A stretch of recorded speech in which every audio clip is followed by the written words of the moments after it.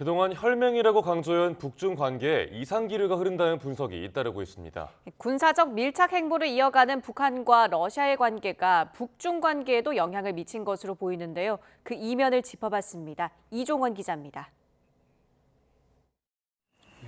중국 당국은 최근 북한에 자국 내 북한 노동자들의 귀국을 요청한 것으로 알려졌습니다.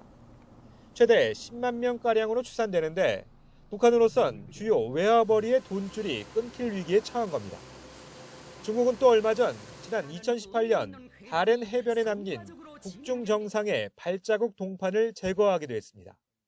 북한 역시 중국과 일본의 강진이 발생한 올해 초 일본에만 위로 전문을 보낸 데 이어 최근엔 조선중앙TV 해외 송출 위성을 중국에서 러시아로 바꿨습니다.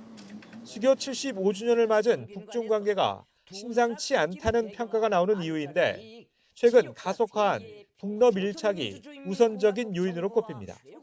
가장 큰 배경은 북러 간의 밀착을 중국이 매우 불편하게 생각하는 거죠. 그 이면엔 북중 간 좀처럼 간극을 좁히기 어려운 이해관계 상충을 지적하는 분석이 나옵니다. 상호 기대치를 충족하지 못하기 때문이란 건데 먼저 중국으로선 미국과 유럽 등 서방과의 달라진 관계 설정이 요인으로 꼽힙니다.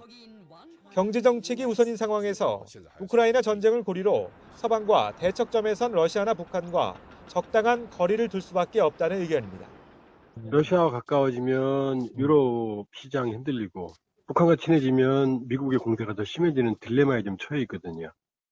실제 중국은 한미일 북중러와 같은 신냉전 프레임에 대해 기회가 있을 때마다 거부감을 표시해왔습니다.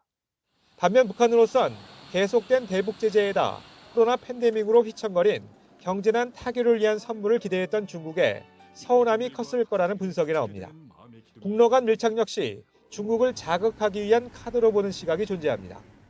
중국이 이런 북한의 입장을 국제사회에서 계속 옹호하고 있지만 좀 실제적인 그런 경제적 지원 같은 것을 좀 해주길 바랐던 것 같아요. 현재 소원해진 북중 관계가 애초 시진핑, 김정은 두 정상 간의 신뢰관계에서 비롯됐다는 시선도 있습니다. 중국이 말렸음에도 불구하고 핵실험을 계속했다는 거. 그러니까 시진핑 정부 들어서 북중 관계는 그때부터 이미 조금 약간 소원해지기 시작했다.